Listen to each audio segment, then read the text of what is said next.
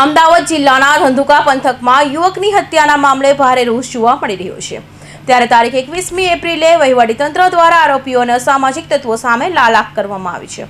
પોલીસના ચુસ્ત બંદોબસ્ત વચ્ચે ધંધુકાના ખાટકીવાડ વિસ્તારમાં આરોપીઓના ગેરકાયદેસર બાંધકામો પર બુલડોઝરો ફેરવી દેવામાં આવ્યું છે।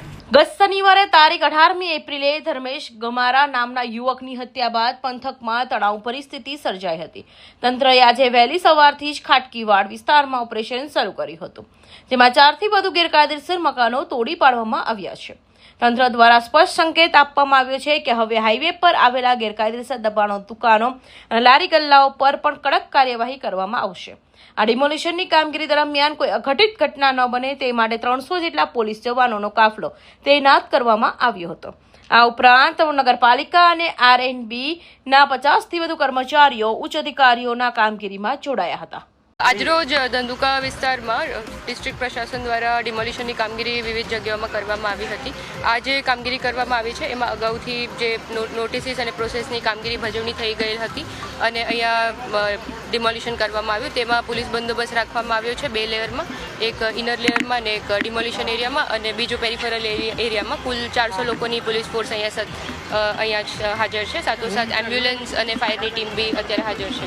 વિવિધ મેજર્સથી ડ્રોનથી અમે સર્વે કરાવી લીધું છે અને ફૂડ પેટ્રોલિંગ અને પ્રિવેન્ટિવ મેજર્સ પર ચાલુ છે।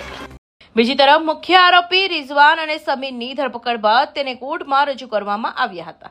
આ મામલો અત્યંત સંવેદનશીલ હોવાથી કોર્ટ પરિસરને પણ પોલીસની છાવણીમાં ફેરવી દેવામાં આવ્યું હતું। કડક સુરક્ષા વ્યવસ્થા હેઠળ આરોપીઓની સુનાવણી હાથ ધરવામાં આવી હતી।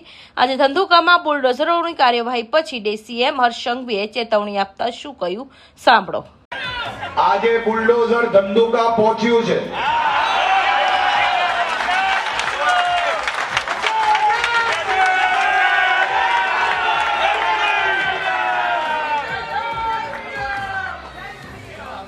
ધીરે ધીરે જ્યાં જ્યાં જરૂર પડશે એક બી ખૂનો નહીં છોડશો।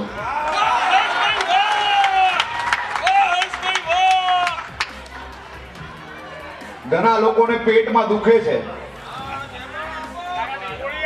આ ગુંડા, ટપોરીઓ, લુખ્ખાઓ તમારા હક માટે સુરક્ષિત રખાયેલી જગ્યાઓ પર બાંધકામ કરીને 2 નંબરના ધંધા કરે અને એના મકાનો પર બુલડોઝર જ્યારે ફેરવીએ તો કઈ પાર્ટીના પેટમાં દુખે છે તેનો તમને સૌને અંદાજો છે। પોલીસ દ્વારા નામદાર કોર્ટ પાસે આરોપીઓના 10 દિવસની રિમાન્ડની માંગણી કરવામાં આવી હતી। બંને પક્ષોની દલીલો સાંભળ્યા બાદ કોર્ટ આરોપીઓની ગંભીરતા અને તપાસની જરૂરિયાતને ધ્યાને રાખીને રિઝવાન અને સમીરના 2 દિવસના રિમાન્ડ મંજૂર કર્યા છે। હવે આગામી 2 દિવસ સુધી પોલીસે આરોપીઓની સઘન પૂછપરછ કરશે। આ સમયગાળા દરમિયાન પોલીસ તપાસ માન્ય કયા ઘટસ્ફોટ થાય છે અને હત્યા પાછળનું મુખ્ય ષડયંત્ર શું હતું તેના પર સૌની નજર રહેશે। કૌશિક પટેલનો રિપોર્ટ, INTV ન્યૂઝ, સુરત।